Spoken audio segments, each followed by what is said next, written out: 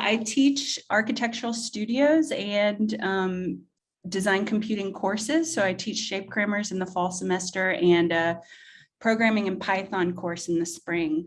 I'm actually going to show some work that's more about design studio actually at the moment, but and projecting some possibilities in research. But I work between both things, always trying to keep the designer hat on, but trying to think about how generative tools and technologies can assist us in being better designers. So this presentation focuses on this idea of radical reuse at the building scale. So thinking about how designers can respond to the need for different types of attitudes towards construction. Most studio projects continue to reinforce the linear habit of construction and demolition. So we start with a clean site rather than thinking about possibilities of reusing structures and in what this is proposing a kind of radical way. So this is something that people are doing in real construction. So this is some work by Anders Lendager Group that's looking at existing, pretty ubiquitous brick walls and how instead of going to the landfill, how they could be decomposed and kind of collected in a series of modules and then reapplied in a different configuration and a kind of patchwork for a new housing development. So this is a project that uses this for the main kind of solid cladding system and then infills that with glass that's also reclaimed and recycled and reused in this new project. So to explore, this is really about pushing the limits of how we think about design towards more circular ecologies and trying to think about life cycles and thinking about buildings as being resources for regenerative processes or metabolic processes and getting towards more of a circular approach to design. And this is really, my interest in this was inspired by a Portman Prize competition studio I did in spring 2020. That was a graduate studio that wasn't here at Penn State. It was actually at Georgia Tech. That was called Resource Architectural Experiments in Radical Reuse and Regenerative Buildings. And what we did was we had a site in South Downtown Atlanta. So you might be familiar, this is the Mercedes-Benz Stadium, this is downtown, this is Peachtree Street that comes through the city. And our site was in this area of South Downtown, which you can see the scale is quite different. This actually retains some of the 2- and 3-story structures of the older part of the city. And most of them have been vacant over the last 30 years or so, 25 years at least. And really in the last 10 years, this area has been really, this is actually South Broad Street, has been kind of taken over by the arts community. So you can see some of these large scale murals that are on the buildings. And there were different kind of installations and pop-up exhibits and events that were all happening here. And the site that we chose for the studio was this building on the end, this kind of ubiquitous brick 3-story building that was built in 1950. It was a 5 and dime store, the H.L. Green Co. And you can see it has a very interesting idea towards its relationship to the street. It's pretty depressing, actually, if you think about it. Especially since it replaces this building.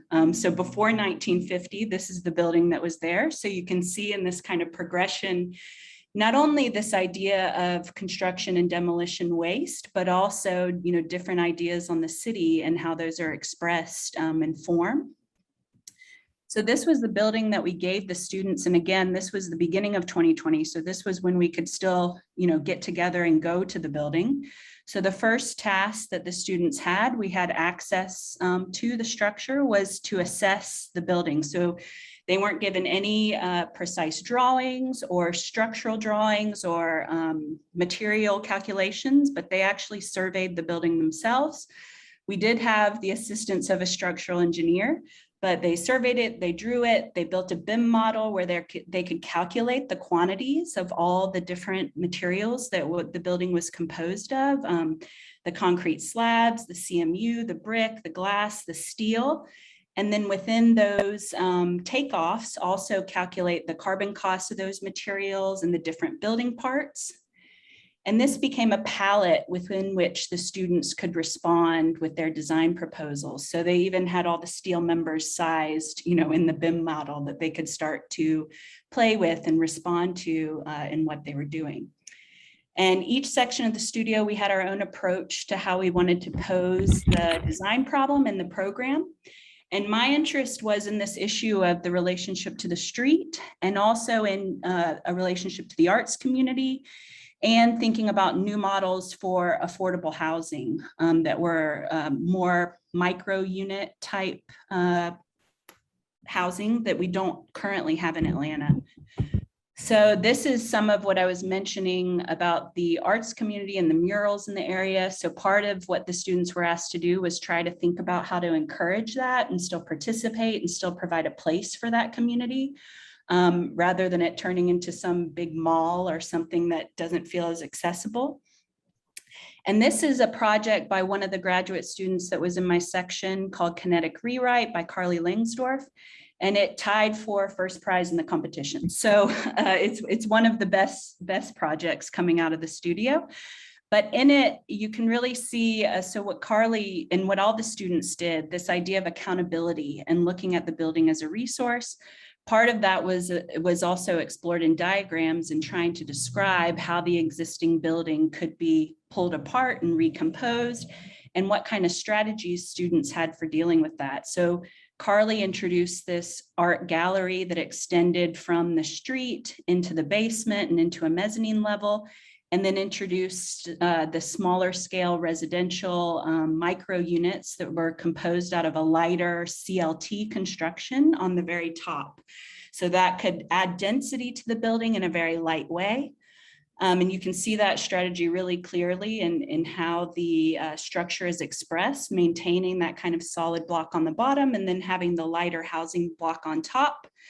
Another interesting strategy she had to open up the building at the base, the kind of existing structure, was to cut away from the existing concrete slabs to create these volumes within the building that were layered.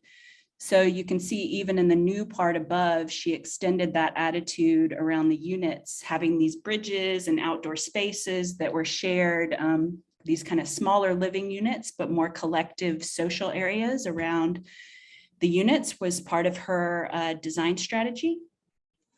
And again, she had to be, she was keeping count all the way through with how she was using all of these materials and how they came together to define a new type of space, a reimagined space within that kind of depressing building. So I found this to be really exciting and really challenging. And again, at some point we shifted to being in COVID, fully remote. So the students also had to be really resourceful in thinking about modeling. They no longer had, their typical, they actually had to leave studio, with all their stuff there. So they didn't have all their tools, they didn't have all their materials. And this was, again, expressing that simple concept about the existing building and a lightness on top. And I found this all very inspiring approach. And with my interest in computational design, so this is all kind of looking backward, but looking forward, what I'm currently working on as a research project and also, trying to figure out how to weave it into my teaching is how generative technologies can assist in this process and how we can develop custom tools that can make this less of a theoretical exercise and more something that people could put into practice. So this is a Python implementation that, given an existing building outline, a kind of demarcation of walls and whether those walls are solid or whether there's glass or glazing, it starts to rate the spaces around that facade based on different possibilities of daylighting or use. These are some shape grammars that start to look at rule-based approaches to reading an existing building. So given an existing building, how can you understand its structure, the way its circulation is organized, and and start to respond in terms of what's possible in terms of reinventing it. And this maybe in a less radical way, but still trying to see how we can use machines to help in this process. And we're looking for, more applications and possibilities of how to test this idea in a real context, and particularly closer to Penn State.